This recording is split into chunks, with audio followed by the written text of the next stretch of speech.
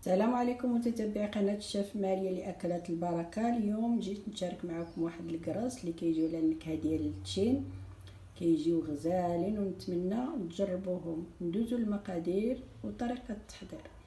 المقادير ديال الوصفه ديال اليوم كالتالي: كبيره ديال الخميره حبيبات، كاس الا ربع ديال الزيت، ديما كنعبر بالكاس ديال العنبه، كاس ديال عصير التشينا، كاس الا ربع ديال السكر حبيبات، قشور ديال التشينا محكوكه، بيضه بحراره المطبخ، خماره اي بيكين باودر، قبيصه الملحه والدقيق الناعم على حسب الخليط.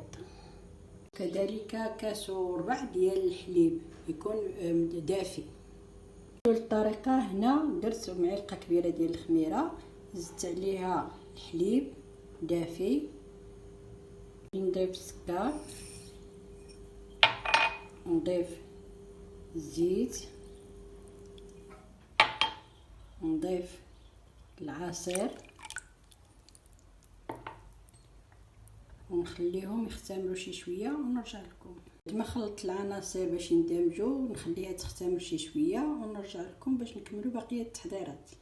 هنا بعد ما اندمجت لي الخميره غادي نضيف القشور ديال التشين،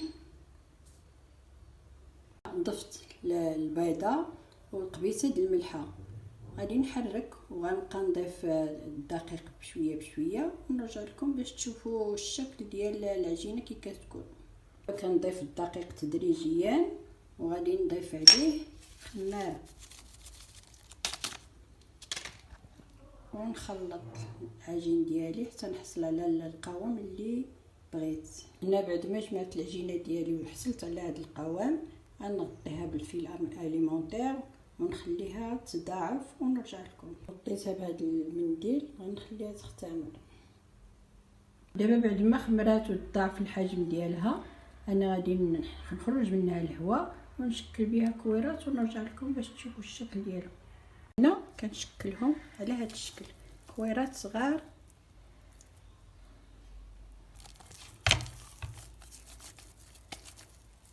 هنا راه نسيت ما قلتلكمش على حساب الطحين، راه دخلوا لي 5 ديال الكيسان، لان قلت لكم على حساب الخليط، على حساب الطحين. كاين الطحين اللي كيشرب، كاين اللي كنستعمر حتى نكمل ونخليهم عاود يختمروا شي شويه وندهن لهم وجههم بالبيض ونرش عليهم الجلجلان، نزينهم بالجلجلان ونرجع لكم باش تشوفوا الشكل النهائي نتاع الكريسات اللي قدمت معكم اليوم.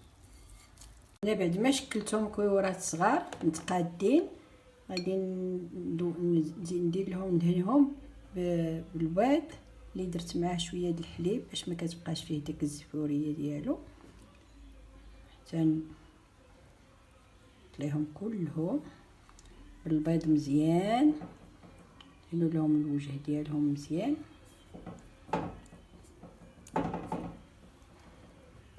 هنا دابا بعد ما طليت لهم وجههم بالبيض غادي نزينهم بالجلجلان. اللي عنده شي حاجه باش يزين انا ديما كنبغي نزين بالجلجلان، كيجيو زوينين. وهاد الكريسات كيجيو غزالين وفيهم المذاق ديال التشين، نتمنى تجربوهم.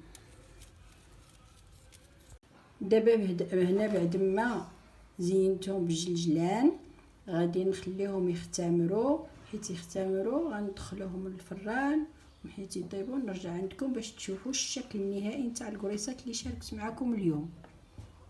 البريوش اللي شاركت معكم اليوم تبارك الله كي كيجي، هانتوما كيجي فاش هانتوما يجي غزال، نتمنى تجربوه. هذا هو الشكل النهائي نتاع البريوش اللي شاركت معكم اليوم، كيجي على شكل قرص، هو بالنكهه ديال التشين. نتمنى تجربوه وما تنسونيش باللايكات، اللايكات ديالكم، واللي كيدخل اول مره للقناه ديالي يسجل الاعجاب ويضغط على زر الاحمر باش يوصلوا كل جديد، والى وصفه مقبله ان شاء الله وانتم في رعايه الرحمن.